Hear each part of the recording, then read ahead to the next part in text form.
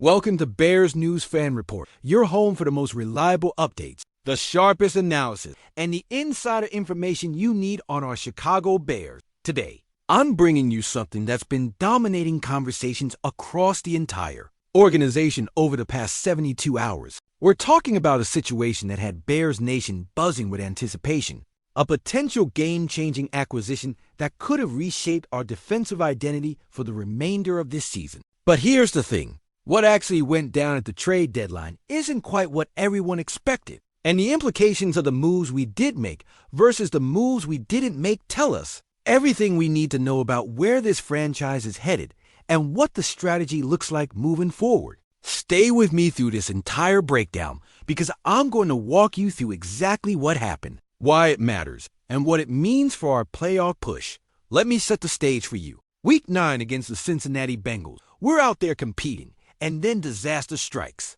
Dayo Odeyingbo, who's been a solid contributor on our defensive line, goes down with a season-ending Achilles injury. That's a massive blow to our pass rush rotation, especially when you consider we're sitting at 5 wins and 3 losses with legitimate postseason aspirations for the first time in years. Suddenly, the front office is facing a critical decision. Do we stand pat with what we have, or do we make an aggressive move to replace that production and give ourselves the best possible chance to make noise in January?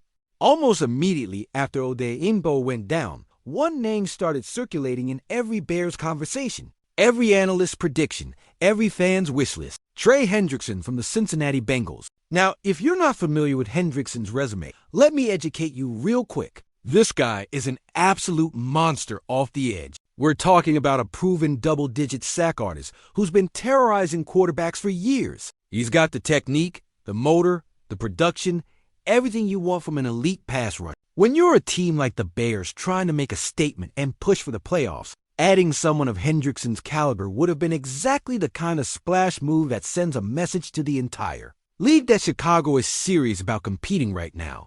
Dan Graciano from ESPN actually connected the dots between Chicago and Hendrickson back on November 2nd, laying out the case for why this move made sense. The logic was pretty straightforward. We need edge rush help. Hendrickson is potentially available, and we've got the assets to make something happen. On paper, it looked like a match made in heaven. But here's where things get complicated, and this is where we need to talk about the realities of making blockbuster trades in today's NFL. Cincinnati wasn't just going to give away one of their best defensive players for nothing. The asking price was steep, really steep. We're talking about a first-round pick for a player who's over 30 years old with a projected market value around $133 million and a contract that expires after this season. Now I want you to think about that for a second. A first-round pick is premium currency in this league. That's your chance to add a young, cost-controlled talent who could be part of your core for the next decade. Trading that away for what essentially amounts to a 2-month rental of Hendrickson,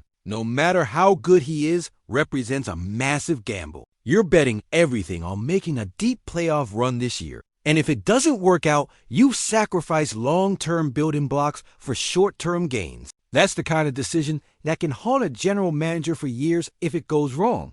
Ryan Poles, our general manager, has built a reputation for being active at the trade deadline. He's not afraid to make moves. He's not afraid to be aggressive when he sees value, and he's shown he's willing to shake things up when necessary. So naturally, Bears fans started getting their hopes up that maybe, just maybe, we'd see Poles pull off something spectacular. The anticipation was building. Social media was going crazy with mock trades and speculation, and everyone was refreshing their feeds waiting for that breaking news notification that Hendrickson was coming to. Chicago Dot and Jay Glazer from Fox Sports stepped in and pumped the brakes on all that excitement. When a fan directly asked him on social media whether Chicago would be active at the deadline, Glazer's response was pretty definitive. Yes, the Bears will be active, but don't expect anything splashy. He explained that there just aren't that many elite-level players being shopped around unless teams are getting a massive haul in return, and the fact that some of these guys have expiring contracts complicates things even further. In other words, don't hold your breath for Trey Hendrickson in a Bears uniform. That was a reality check for a lot of people. But here's what I need you to understand. Just because we didn't land the big name doesn't mean the front office sat on their hands and did nothing. Later that same day, Chicago actually did make a move to address the edge rush, just not the blockbuster everyone was expecting. The Bears acquired Joe Tryon-Shoyinka from the Cleveland Browns, along with a 7th-round pick, in exchange for a 6th-round pick. Now I know what some of you are thinking. Joe who? This isn't the household name that gets fans fired up.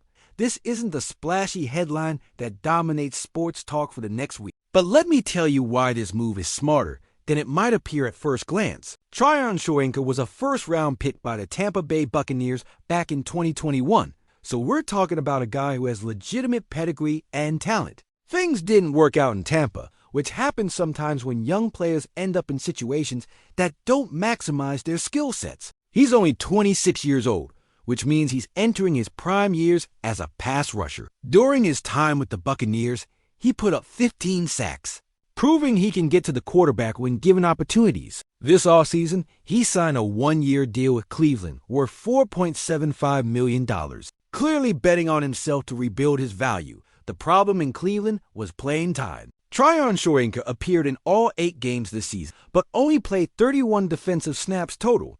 That's barely over 3 snaps per game, which tells you he was buried on the depth chart and not getting real opportunities to showcase what he can do. Now he's coming to Chicago, where we desperately need edge rush help, and he's going to get actual playing time to prove he belongs. This is the kind of low-risk, high-reward move that smart organizations make. We gave up essentially nothing to acquire him, just swap mid to late round picks. And if he comes in here and provides even decent production, that's a massive win for him. Let's talk about the bigger picture strategy here, because this is really what separates good front offices from great ones. Poles could have mortgaged our future by giving up that 1st-round pick for Hendrickson. He could have made the flashy move that gets headlines and makes fans excited in the moment. But what happens if Hendrickson gets hurt in his first game with us? What happens if the playoff run doesn't materialize and we're sitting here next April without a 1st-round pick to continue building this roster? Instead, Poles made the prudent move,